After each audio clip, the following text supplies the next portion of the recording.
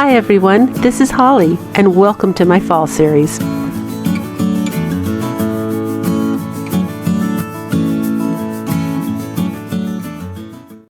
And if you haven't yet subscribed to my channel, I'd love it if you click that button.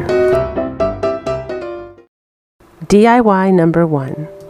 For this craft, you're going to need a Dollar Tree wooden turkey and some black paint. I'm using a multi-surface black paint, but any black paint will do. And I'm just starting off by painting my turkey all black. In a minute here, there's going to be a free printable for you coming up.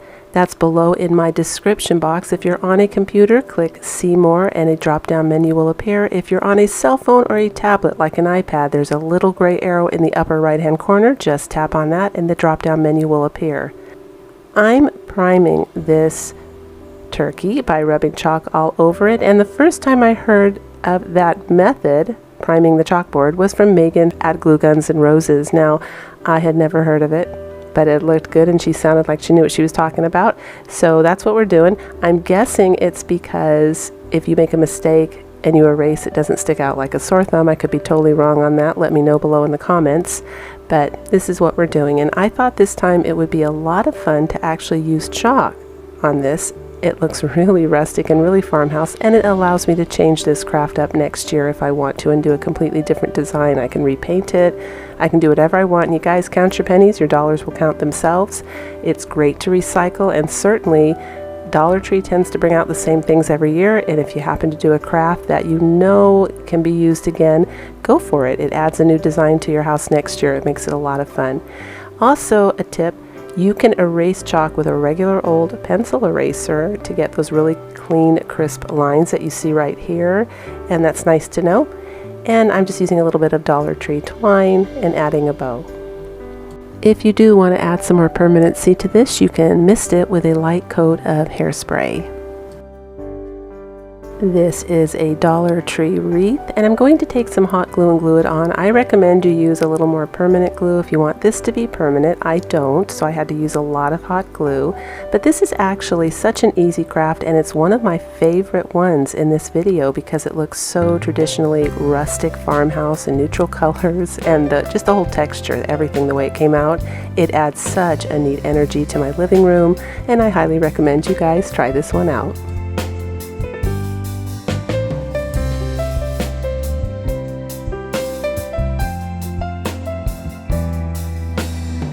DIY number 2. Found this fall sign that was a little beaten up at the Goodwill in January 2020. It was $1.99 originally. It was 50% off day, so I got it for $1. You can't beat that. I heard they're not doing the 50% off day right now because they don't want to draw the crowds, which is a shame because that was my favorite day to go.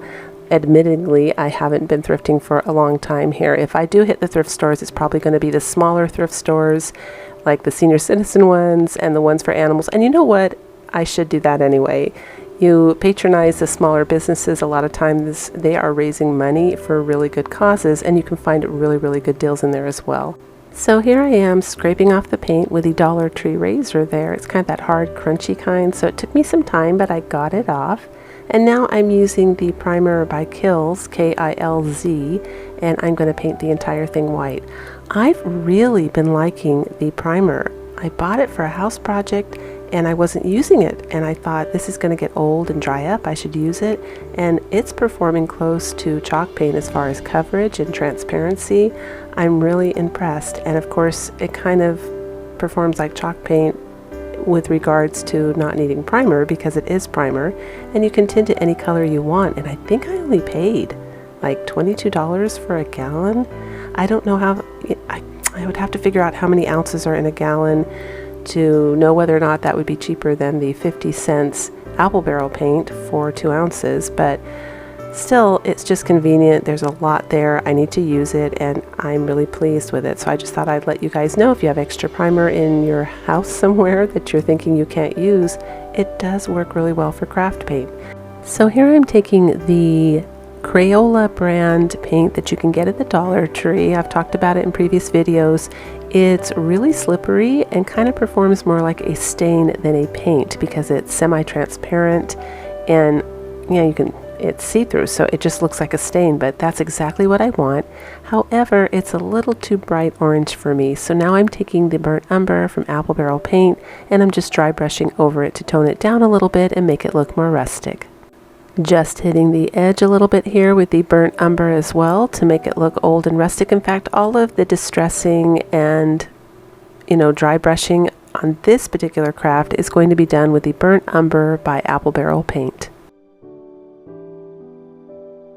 For those of you that remember the Fowler Farms apple cider craft I used a summer jug sign, like a little Dollar Tree sign that was a jug, and I tore a strawberry off. I'm gonna use that strawberry now and turn it into something for fall. We're going to be making an acorn with it, you guys. And here's the goal. I've been wanting to do this forever. I've never done it before and I don't know why, but I really want to make this acorn look like a real acorn from an oak tree, because I live around a lot of oak trees, and so these are the acorns I've seen my whole life growing up. And we started off with some burnt umber that was a bit watered down with the white paint because it wasn't quite dry. Then we added some of that Crayola brown, and now I'm taking some spackling and I'm bouncing my finger up and down to get that texture right there so it will look a little bit more like those nooks and crannies you see on an acorn. And I'm hitting it now with some khaki from Apple Barrel paint. And now I'm taking some burnt umber on a sponge and just tapping the areas that are higher, because you want to give it that 3D in dimension.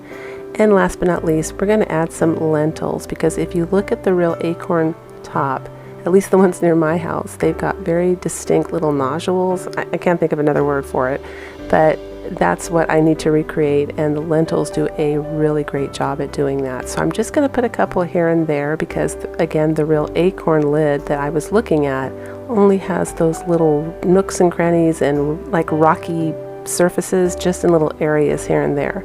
And then I'm going to take some more burnt umber and just kind of tap that out a little bit. And I decide it's a little too orange, you guys, so I go back with some burnt umber in there and just kind of darkening it up, adding dimension, adding shadow, and copying that real acorn that I see in front of me. And the final step that I'm going to do, because ultimately there's those streaks in there that I absolutely love in the acorn. I can't get, oh, that's a cinnamon stick I'm using for the stem. I'm using right here that water-based acrylic stain. It's down below my description box. There's a link to it, the one that I use. I love that stuff. I talk about it a lot in previous videos, but ultimately that's what I need to do to get those really distinct lines. And I add another little piece of cinnamon stick for the stem because it's not quite big enough. You saw me glue it down there, and now I'm just gluing the letters down and putting them in place.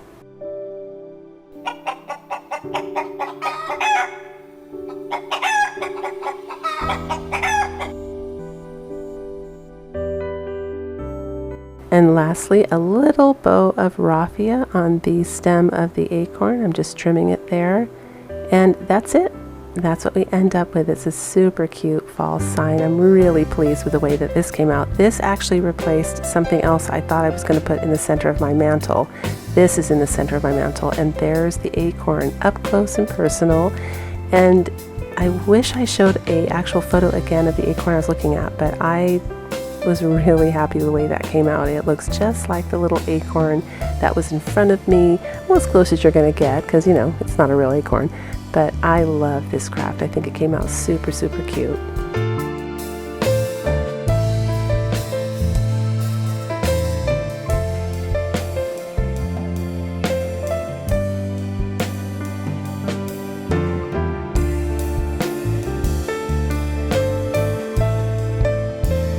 And now to announce the Farmers Market calendar winners. Now we had a lot of entries, over 1,000, and I am expecting more calendars. My husband didn't get a chance to go to the post office box. We're going tomorrow, and if there's more there, we will have another drawing on my next video, so don't give up and don't get discouraged.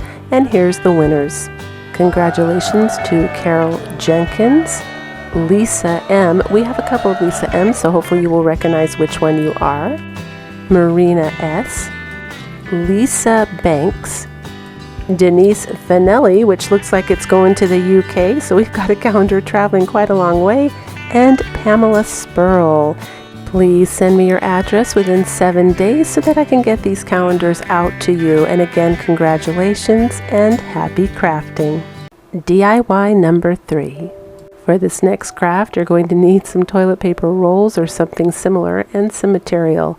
Now this was something I saw on Pinterest, and I almost didn't put it in here, you guys. I was just going to do 3 DIYs, but I thought, Holly, you should just make it and film it, because there's always some people that didn't know about this and they will appreciate it. Because when I saw it, I thought it was great, and I didn't know you could do this. And I literally got rid of a bunch of my pumpkins. I gave them to my daughter because I was storing too many, and this is going to allow me now to really cut down on my boxes and have nice big round pumpkins every year and a variety look as well, without the commitment of having to store them in a box, because I'm going to just take my cloth off of it, fold it up. There's literally no glue in this, or at least not, I mean, I used a drop, I think, to hold on some leaves here. You can just pick that off. But this is a fantastic space-saving craft, because you can take it apart and put it all away like you never made it at all, and you can't beat that. So I was absolutely thrilled when I saw these. I thought they were genius. I think they may have even been around last year. I'm not sure. I didn't come across them. That's why I'm making them in front of you instead of just making them by myself, just in case there's other people who also didn't come across this craft on Pinterest. Now you saw me use a wood stick there. That was a little piece from a bunk bed that I took apart. I knew it would make a perfect stem. I have like 8 of those. And here are some, I don't want to say scrap leaves, I guess leftover leaves from florals that I cut the top off for another craft. I always save my leaves to use them for other crafts. Now after I put this together, I realized it didn't quite look pumpkinish enough. It was missing those grooves and those little indentations that kind of make the pumpkin bubble out in areas. I know you guys know what I'm talking about, because we paint them on, those little lines. The pumpkins aren't completely flat. They have those little areas around them from lines and grooves that make them look distinctly like a pumpkin. So my solution to this was just to take my Walmart twine and glue it at the bottom with a little bit of hot glue and make this formation here. And I'm just going to shove it all down in there kind of tight so it presses into the cloth and it creates those little lumps and bumps and grooves that I want to make it look more like a pumpkin. Now if you don't have a wooden stick, you can combine a bunch of cinnamon sticks. You can look for a branch outside. Get creative, use your imagination, have fun. There's a lot of things that can be used for a stem.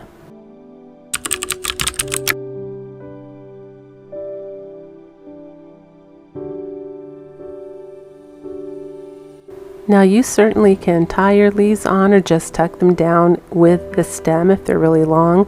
I'm using just a little tiny bit of hot glue to hold them in place because it's going to be easy to remove, and that's how that one looks there. Now I'm using flannel. This was a baby blanket from the Dollar Tree last year, and the buffalo plaid is still really on trend, so I thought I'd have, you know, a little buffalo check pumpkin here. And also keep in mind, you can see I'm struggling to get the stem down in the middle. The thicker the material, the tighter your stem's going to fit in the center. So just keep that in mind. And of course I wanted the neutral cream colored pumpkin too. And I love this craft. It's such an easy craft, you guys. Thank you out there to whoever created this. It was on Pinterest. It's a great way to make pumpkins in all different shapes, sizes, and material on a budget. And this isn't something that you need a Dollar Tree for either. Anyone around the world can make this, and I hope you guys try it out. It was a lot of fun. DIY number 4. For those of you that have been following me here on YouTube, you know I love my free wood. There's those dunnage blocks you can get at Home Depot, Lowe's, or a lumber yard if they don't throw them out, and they're usually very happy to give them to you. On my previous video, we were lucky enough to have a gal come on that works for Lowe's, and she leaves more information in her comment how to go about getting this wood. And I pinned that comment at the top of that thread, you guys. So it's a video right before this one. If you want to go back and just glance at that comment, you may get some more tips about how you go about getting this free wood. And today, we're going to be making a crate with it.